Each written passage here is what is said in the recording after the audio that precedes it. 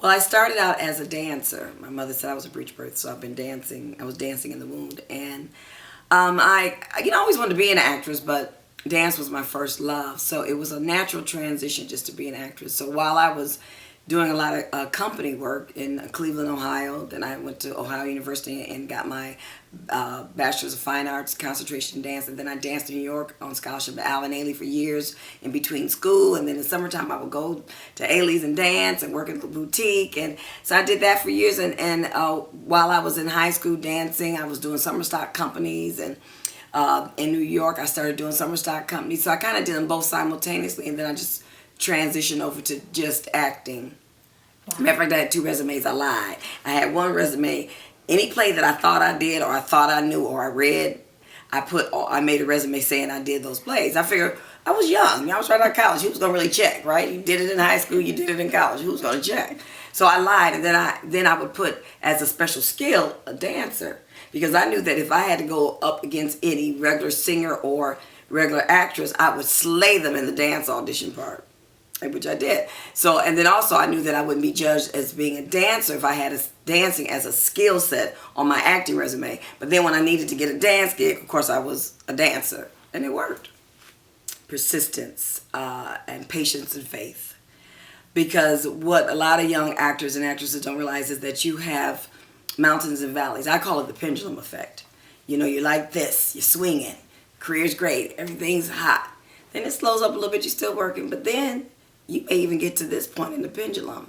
And it's at that point is as Anna would call it, is the value in the valley. That's where you learn and you regroup and you recreate and you re-identify who you are and you rediscover yourself, because you have no other choice, because naturally things slow up. I mean, nobody's like huge and famous forever, except maybe somebody like Dustin Hoffman, who's just seemed like he's been working from the day he hit it. I don't know, but even I bet he's had what he might feel was kind of a slow period. So you stay in the game. And then if you stay in the game long enough, the pendulum picks up its speed again and you're back at it. And that happens a couple of times throughout your career. It's not like just one time that happened.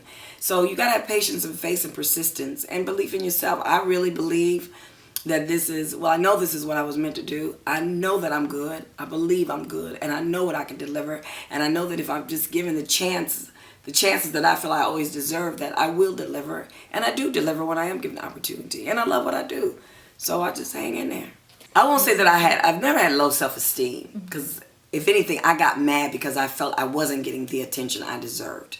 So I've never felt like I couldn't do anything or I was no good.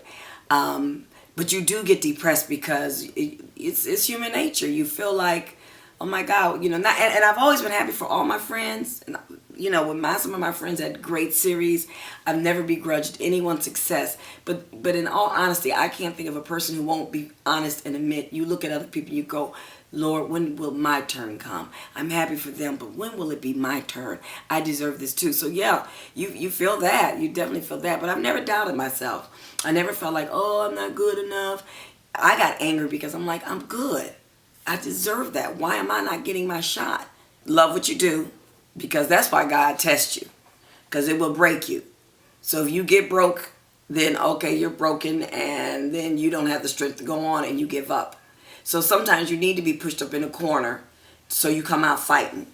And in all honesty, that's what got me through. You push me in the corner, and then you tell me I can't do something, and I'm going to show you 1,000 reasons why I can. I get real ornery like that. Turning into Zora Neale Hurston from a very early age until she dies at 60, there's so many parallels that I didn't realize I had with her.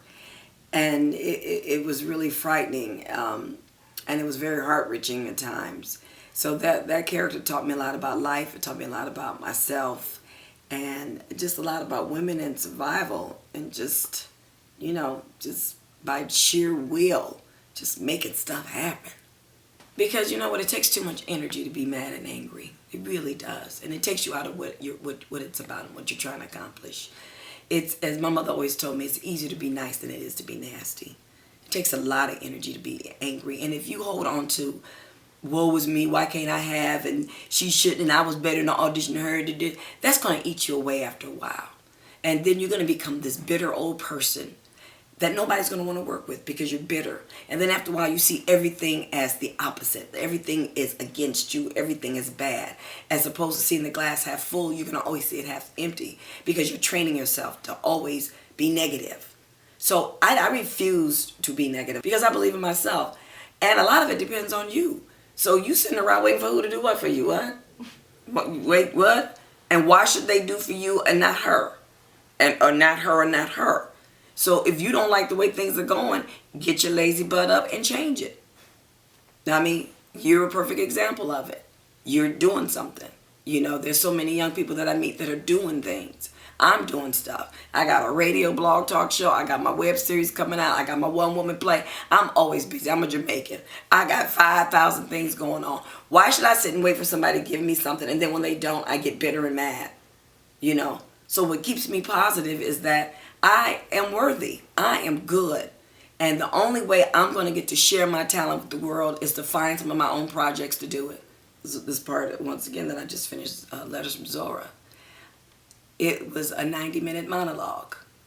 And I got rave reviews. And I just used this example to my youngest daughter recently because she didn't want to major in English because she thought it was going to be too much reading. It was going to be too much work. And she was kind of like, you know. And I said, Allie, could you imagine what would have happened if I didn't take that part? I always tell my girls, anything that scares you, run towards it, not away.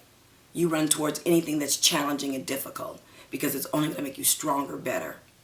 And you're going to learn a lot, not only about yourself, but a lot about life, about a lot of things. And I told her, I said, could you imagine what would happen if I would have ran away from that part? This part is going to blow up for me. If I would have said, oh my God, 30 pages of dialogue, 90 minutes, me on the stage by myself. Oh, this is scary. I'm not doing this. But instead of doing that, I said, oh my God, this is going to be great. I'm going to have to work really hard. But I'm going to do this. I'm going to pull it off. So that's what you do. You run towards it. You don't run away from it. When that door open, be ready. When I tell young people this all the time, you don't like your teeth, you think you're overweight, you don't like your hair, guess what? You get a job tomorrow and you got to work 2 days from there. None of that's going to change. So whatever you need to work on it now. So that when that door opens, you can run through it, knock it down, tackle people, and shine. Because if you don't like today and you got to walk through a door tomorrow, you're not going to wake up and everything's fixed. So if you need to work on your talent, if you need to work on your acting, if you need to work on your singing voice, if you need to lose some weight, if you need to get your teeth fixed or whatever you need to do, if you need to become a nicer person, pray to God more, whatever you need to do, stay ready to be ready because most times you don't have time to get ready. And some of the best jobs I got called and the next day I was on set. I didn't have time to get ready. I had to be ready. I'm Vanessa Bell Calloway, and I am a proud Black actress.